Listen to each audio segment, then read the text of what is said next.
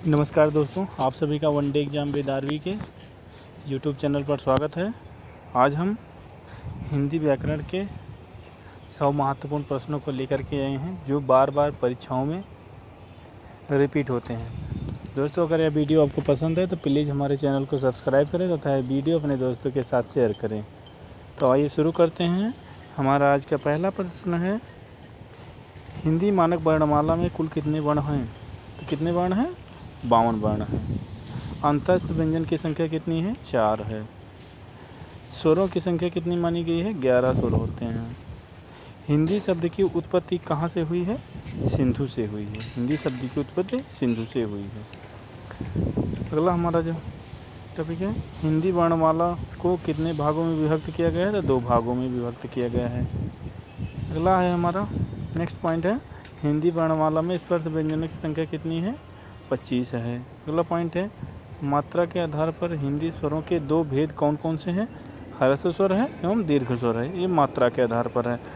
और नेक्स्ट है हमारा, हिंदी वर्णमाला में व्यंजनों की संख्या कितनी है? तो 33 है। हिंदी वर्णमाला में व्यंजनों की संख्या कितनी है? 33 है।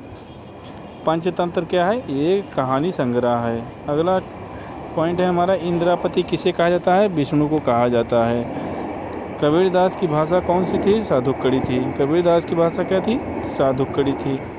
अगला पॉइंट है हमारा, प्रगतिवाद उपयोगितावाद का दूसरा नाम है। यह किसका कथन है? ये रामविलास शर्मा जी का कथन है। नेक्स्ट पॉइंट है हमारा, रामचरितमानस में कुल कितने कांड हैं? 7 कांड हैं दोस्तों।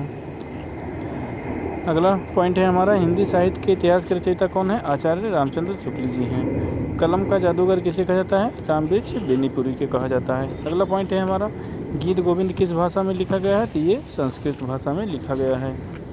अगला पॉइंट है, किसे लोकनायक कहा जाता है? तुलसीदास जी को लोकनायक कहा जाता है। अगला पॉइंट है हमारा, विद्यापति की प्रसिद्ध रचना पद्मावली किस भाषा में लिखी गई है? ये मैथिली भाषा में लिखी गई है।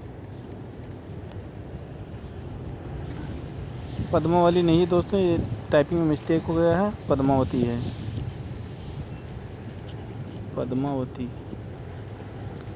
पद्मावत, पद्मावत है दोस्तों, पद्मावत। अगला है पॉइंट हमारा है, जाटों की बोली किसका? जादू किस बोली का उपनाम है? बंगारू। बंगारू बोली का दूसरा नाम जादू है। हिंदी का पहला नाटक कौन सा था? नहुस। नहुस जो है हिंदी का पहला नाटक था।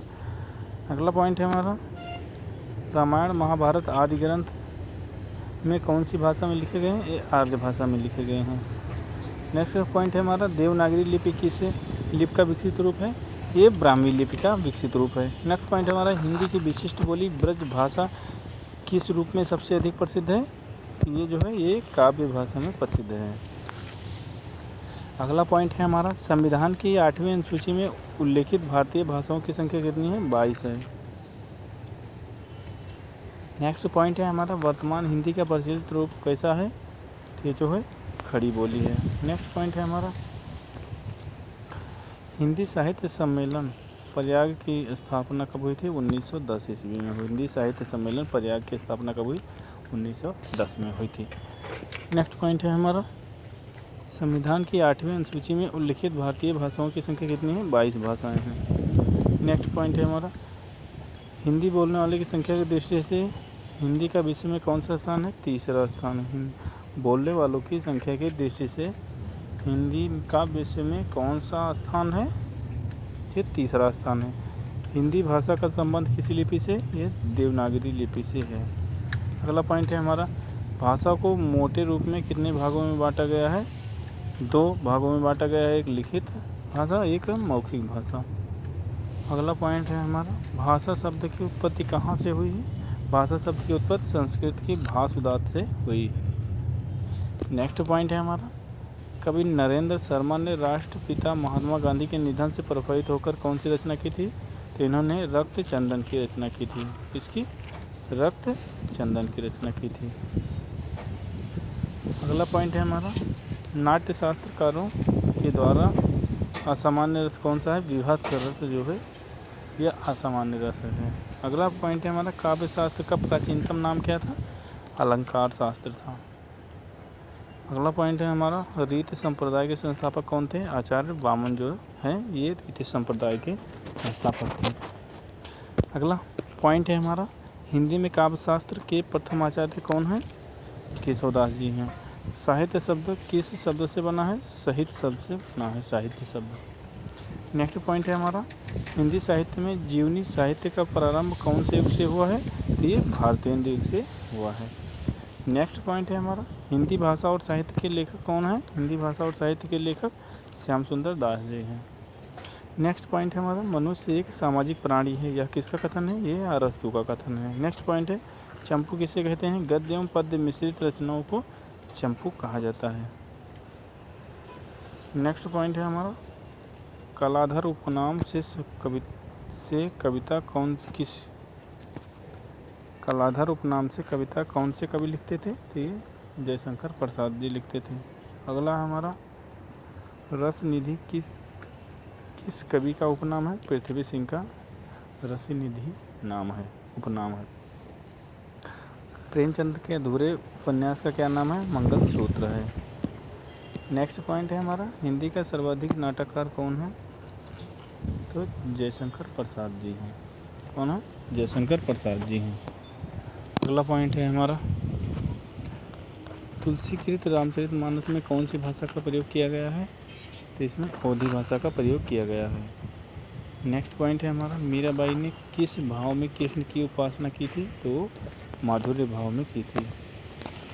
नेक्स्ट पॉइंट है हमारा, एकांकी के जन्मदाता कौन है? एकांकी के जन्मदाता धर्मवीर भारती जी हैं। नेक्स्ट पॉइंट है हमारा, रामचरितमानस का प्रधान रस क्या है?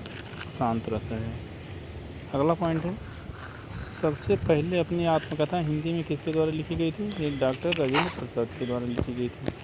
अगला पॉइंट है हमारा, हिंदी कविता का पहला महाकाव्य कौन सा है? पृथ्वीराज रासो है। अगला पॉइंट है हमारा, हिंदी के सर्वप्रथम प्रकाशित पत्र का नाम क्या है? उदंड मार्तंड है। क्या है? उदंड मार्तंड है। हिंदी साहित्य का प्रथम कहानी कौन सी है? इंदुमती है। अगला पॉइंट है हमारा, आंचलिक रचनाएं किससे संबंधित होती हैं? आंचलिक रचनाएं किससे संबंधित? क्षेत्र विशेष से संबंधित होती हैं। अगला पॉइंट है हमारा, हिंदी गद्य के जन्मदाता किसे माना गया है? भारतेंद्र हरिश्चंद्र को माना गया है। कबीर किसके शिष्य थे? ये रामानंद के शिष्य थे। बिहारी ने क्या लिखे हैं? बिहारी ने दोहे लिखे हैं। अगला पॉइंट है हमारा, आधुनिक काल का समय कब से माना जाता है?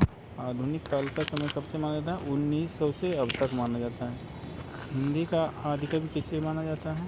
हिंदी का आदि कवि किसे माना जाता है? स्वयंभू को माना जाता है।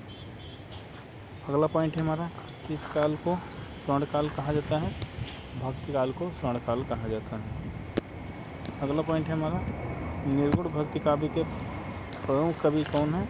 निर्गुण भक्ति काव्य के प्रमुख कवि जो हैं वो कबीरदास जी हैं।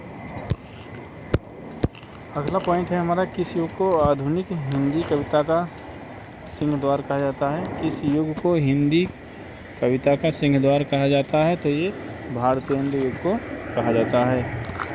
अन्वय में कौन सी संधि है? अन्वय में कौन सी संधि है? इसमें जो है गुण संधि है। कौन सी गुण संधि है? चयन में कौन सी संधि है? चयन में अयादि संधि है। अगला पॉइंट है हमारा, मूल स्वरों की संख्या कितनी है? मूल स्वरों की संख्या 11 है। शब्द किसे कहते हैं? दो या दो से अधिक वर्णों के मेल में जिनका कोई निश्चित अर्थ निकलता है उसे शब्द कहते हैं। अगला पॉइंट है हमारा दोस्तों, हिंदी में वचन कितने प्रकार के होते हैं? तो 2 प्रकार के होते हैं। अव्यय के सामान्यतः कितने भेद होते हैं? अव्यय के सामान्यतः कितने भेद होते हैं? अव्यय के सामान्यतः 4 भेद होते हैं। अगला पॉइंट है हमारा, कार्य के होने का बोध कराने वाले शब्दों को क्या कहते हैं? क्रिया कहते हैं। नेक्स्ट पॉइंट है हमारा, हिंदी के शुद्ध रूप का ज्ञान किससे होता है? व्याकरण से होता है। हिंदी के शुद्ध रूप का ज्ञान व्याकरण से होता है। तो दोस्तों आज के लिए बस यहीं तक, मिलते हैं अगली क्लास में नए टॉपिक के साथ। दोस्तों अगर यह वीडियो आपको पसंद आया है तो प्लीज़ हमारे चैनल को सब्सक्राइब करें। धन्यवाद दोस्तों।